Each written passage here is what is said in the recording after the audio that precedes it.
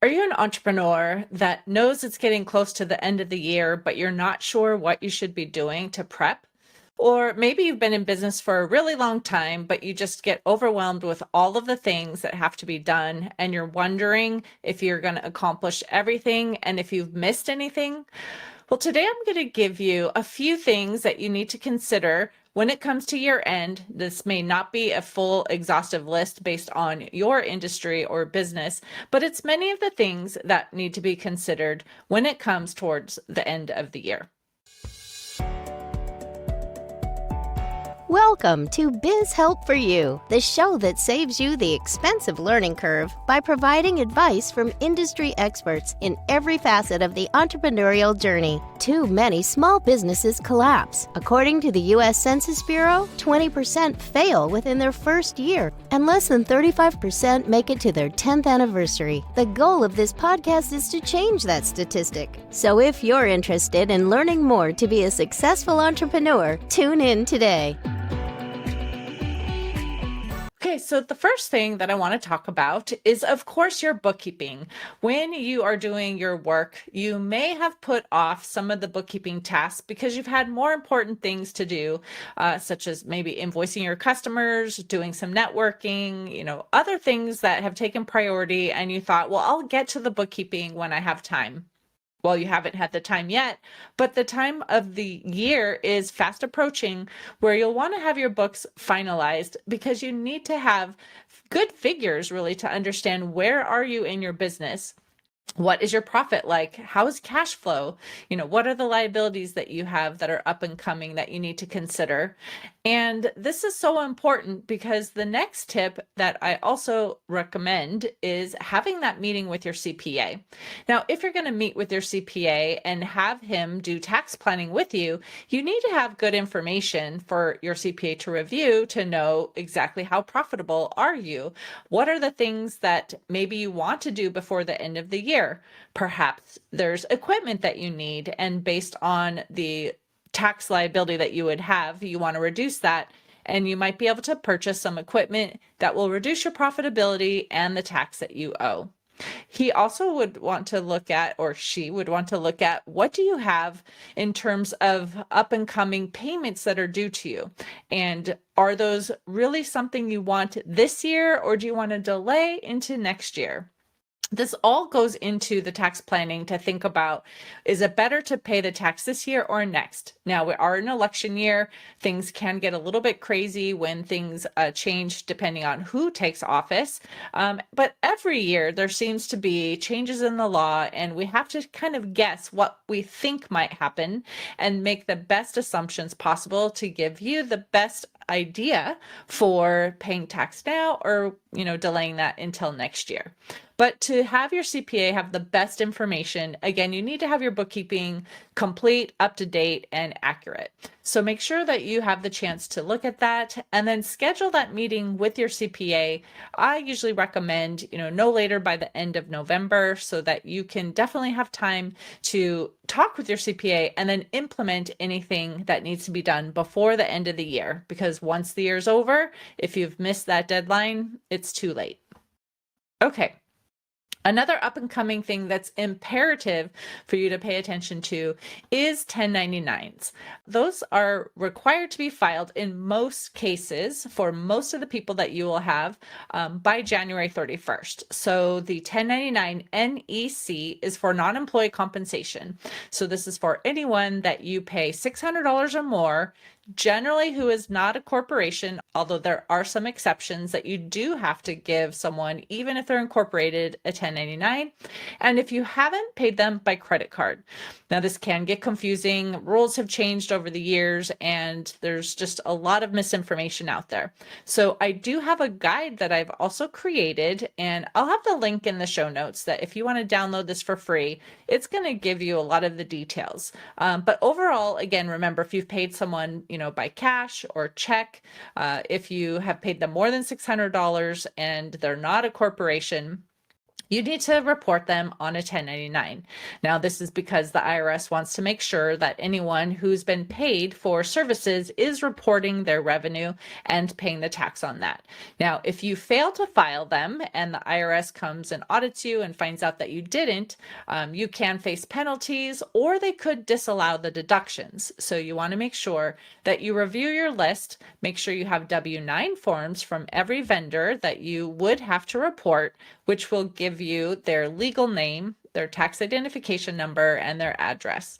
Again, if this is something you don't want to handle, we can also assist you with the 1099 processing as long as we get all the information that we need from you.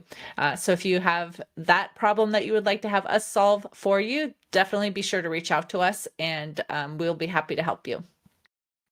Now, another thing that you need to be aware of is if you have California employees and they are participating in the Cal Savers program, which is the mandatory retirement program that you have if you currently have 5 or more employees and you didn't already have a plan in place. So when your employees sign up, if they just allow everything to default to the rates that the state has picked, there is an automatic escalation of the withholding rate. So you want to let your employees know that if they are just filing with the default rates where the state starts at 5%, that it goes up every year until it hits 8%. So if your employees don't want to have an increase, then make sure that they specify the amount that they want to have withheld from their paychecks for that CalSavers program, or they may have that unexpected amount that's greater than what they've had in the past, and they may be wondering why. So definitely review that information with them and have them update to a specific rate if they don't want that to automatically increase. Now, if they do want it to increase, there's nothing that they have to do about that. Now, on the topic of retirement plans, you also want to make sure that you look at any plan that you have in place. If you have a 401k, a simple IRA, maybe you're a solopreneur and you have a SEP IRA, but look and see, do you want to make deductions for yourself out of your paycheck if you haven't already for this year? And also think about what are the things that you need to let your employees know. You know, perhaps this is the time of year that people can now opt in if they haven't already, or opt out if they want to make changes, if you only allow changes a certain number of times per year. So make sure you let your employees know if there are any opt-in periods to make any changes if they are willing to do that. You also probably want to make sure that you have all of your documents in place to determine, again, what your withholding from yourself what you might want to have for yourself. Also, what are those matches that you're going to do? So if you offer a 3% or 4% match, maybe just getting an idea of what that amount might be so you can start putting that money away for when you do need to pay that if cash flow is a little bit tight. Of course, I like to recommend looking at that throughout the year and stashing some of that money away so that it doesn't come as a big surprise and then you have where tight times come and it's a little bit hard. The good news is you don't have to pay that match until the filing due date for your return. So if your return is due in March and you don't file an extension, then obviously you have till March 15th. If it's April, then you have till April 15th. And then if you file an extension, then it ends up either being September or October. So you do have some extra time, but you probably want to figure out about what that would be. Of course, you won't know the exact amount until the year has ended, but it's something to consider and look into now to start your planning. Okay, so you also want to make sure that at the end of the year, your W-2s and your quarterly reports tie out, and the 940 year-end FUTA tax also ties out. So looking at the quarterly numbers, making sure that they match and they're submitted. Now, if you have a payroll company, they should be doing this for you, but if you happen to be doing your own, you just want to make sure that there's no discrepancy, because if you filed something and you've made a change later on and it doesn't match, you're going to get a notice that says there's a problem, like that what you submitted on your, W-2, W-3 forms doesn't match the 4 quarters. This doesn't happen often, but I have seen it happen in the past where, someone ends up coming to us to help them because they were doing their work on their own. Something got changed. They weren't sure what happened, and we had to research it for them and then find that discrepancy and then explain it. So it's much easier to find it and fix before they're ever submitted. So definitely review those forms and then talk to your payroll company if you have any questions. Now, this is the time of year to also do some goal setting. And there's a couple different ways that people often do this. So one of them is SMART goals. So if you haven't heard of SMART goals, let me give you what that acronym means. So S stands for specific, meaning if you're going to set a goal, you don't want to just say, I want to increase my revenue, or I want to have more customers than last year. You want to have a specific number. So perhaps, I want to have revenue of 500,000, or I want to increase the number of customers, by 2 each month or something like that. So have a very specific number that you are looking to target. Now, it must be measurable. So once again, you want to have that specific number. If you just say, I want to increase my revenue, well, how will you measure it other than just saying, oh yeah, it was greater than it was last year? But you want to make sure that it is something that you definitely can track. It's a hard number that you can look at. Okay, so A is achievable. Now, we all want to set stretch goals. If we set something that is too low and it's easy to accomplish, then we aren't really pushing ourselves. However, you don't want to have it so out of reach that it really isn't possible, because that can also be demoralizing for yourself or if you have team members. So definitely have a stretch goal. And often what they'll say is, set a number that you think is a stretch and then maybe another higher number. So that's a super stretch, and then if you don't make that super stretch number, at least you've tried your best to achieve it and you're working hard to get to that number, and you can be proud of what you did accomplish and you didn't just set it where it was too easy to accomplish just so you could say, yes, I made that goal. Now, R stands for relevant. Now, your goal needs to be relevant to your business. So it would be great if you selected a goal and you had a specific number and it's measurable and it's even achievable. But if it's not relevant for your business, then you're spending time trying to accomplish a goal that isn't really going to move your business forward. So you want to make sure that it's specific to what you really want to be doing in your own company. Finally, then the T is time-based. That means once again, when you're setting your goal, you're going to have a specific time that you're measuring that in. So for instance, maybe you say that you want to have, your revenue of $500,000 in the year. And that's great. You'll know by the end of the year, but then maybe you also break that down into amounts by quarter or month so you can see how you're doing as you're progressing through the year. But whether you just look at it once a year or you're looking at it throughout the year, you definitely want to have a time-based period where you can track it.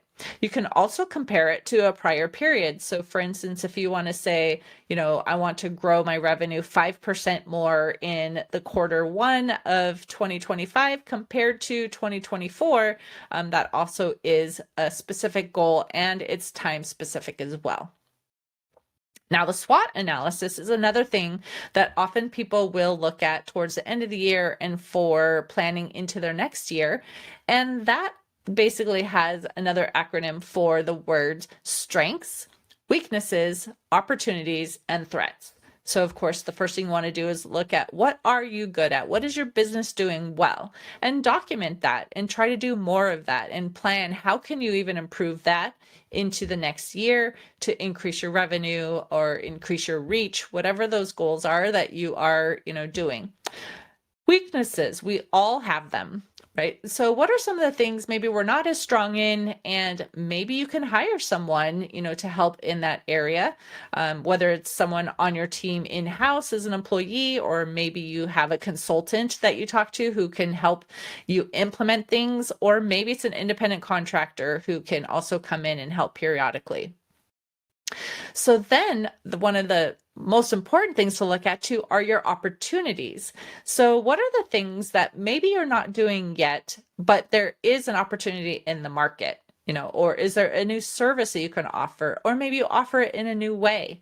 Maybe you can find new clients, or you can service your current clients with something different than what they already have. So document what those opportunities could be. And finally, what are the threats to your business?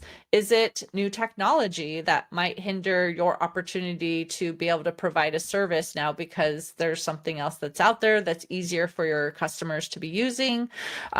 Maybe it's after the election, things are going to get crazy. Maybe tax rates are changing. What are those threats that you think might be happening? And document those so you can plan for them and try to, alleviate those issues as much as possible so that you can continue to be as successful as you can going into the new year. Now, this is something, if you're not sure, about doing it on your own, you could work with a coach and have them help you. Maybe there's a friend you have in a similar industry, a mentor, so you don't have to do this on your own, but many are comfortable with this and do it year after year. And so hopefully just my reminding you will prompt you to be able to sit down and at least think through those things that you would like to plan for your goals.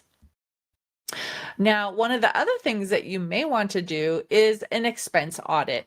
Now, sometimes what happens is you might sign up for a trial. It may say it's free for 30 days or 90 days. And then after that, it will start automatically billing you. Now, especially if you're not doing your bookkeeping consistently, you may not be seeing those charges, and you may have even forgotten that you're being charged all of these different things. So look and see, are there things that you're being charged for that you're not using, or maybe you're at a level you don't need and you can actually reduce your expenses by going just to a different level? Just really look at your expenses and see, what can you cut out?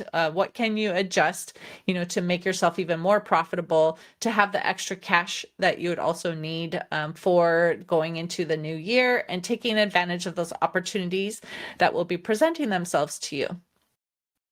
Now, as we come to the new year, some of the things that come up also would be your business license renewals. Some people may not have this right at the beginning of the year, but many of the areas that we work in and that we help clients file have them due in January or February. If you are in that situation, then once again, you want to make sure you're preparing your numbers. You also have the money set aside to pay those fees if they're a little bit expensive. Some might be just a few $100s, but there are many that can be multiple thousands of dollars as well. I've seen licenses that are based on your revenue, or it could be based on your payroll, or it could be on the number of employees even. So just prepping the information so you can easily file that return. And also estimated tax payments. Now, you should be making those 4 times in the year, generally every April, June, September, and then January of the following year for the prior year. So in January, we'll have the final return, or the estimated tax payment that is due for the 2024 income tax returns. So if you aren't sure what you should be paying, again, this is why talking to your CPA at the end of the year is also great, because they can look and see, do you need to make any adjustments? Did you maybe not pay enough in prior periods, and so you can catch up on that? Or maybe you've actually made enough that you don't have a significant amount that needs to be paid in this last quarter because things have changed and you paid more than necessary in prior periods. But you don't want to miss paying that if you're supposed to. Otherwise, you can end up with penalties for failing to file those on time. Now, many clients do have to pay their sales tax every month or every quarter, but there are a few of our clients, and maybe you fall into this boat too, where the amount of sales tax that you collect is not significant, so you are allowed to file on an annual basis. If that's the case, you may be on a calendar filing, and that means in January, your return is due for your January through December sales. So if that is you, make sure that you're gathering again the information, looking at what jurisdictions you collected tax in, and preparing to file that by the due date, which most likely would be January 31st. Finally, celebrate your success. What goals did you have this year that you have met? Or what did you maybe not even meet, but you did really well and compared to what you thought you would do? And so you want to celebrate, you want to have your team be able to celebrate as well. And oftentimes as entrepreneurs, we may hit the goal and then the next thing we do is just start planning the next thing. And we don't even take the time to sit back and really marvel at all we have accomplished. And as someone who is achievement oriented myself, I often do this where, great, like I finished this task and I'm on to the next, or we wanted to hit this goal and I'm so happy that we did. And now it's time to plan for the next one. And I don't even always look at the successes that we've had and celebrate those. And I want to be better about that too. So I encourage you to even look, what accomplishments did you have?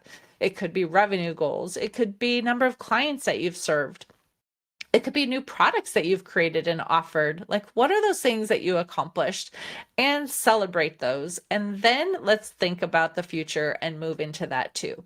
But just these kind of things are those top things to be thinking about as you come to the end of the year, because you don't want to be taken by surprise. Now, I also recommend really looking at your cash flow, and if you're having any issues, what are some of the things that maybe you can adjust that will help you be in a better position in 2025.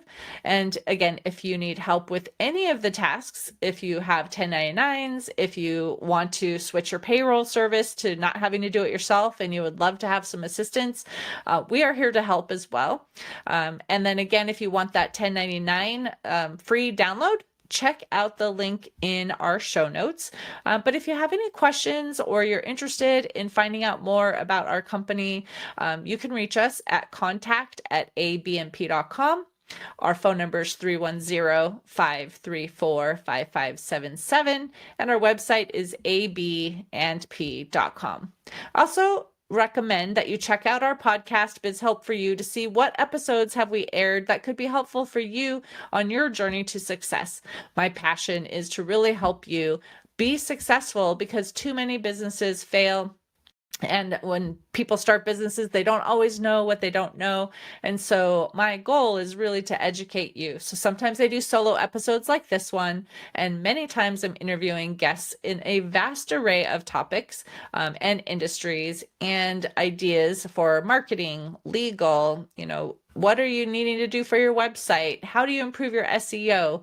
So check all of those episodes out as well. And again, if you need any of our services, please reach out to us. We look forward to helping you. Thank you for tuning in today.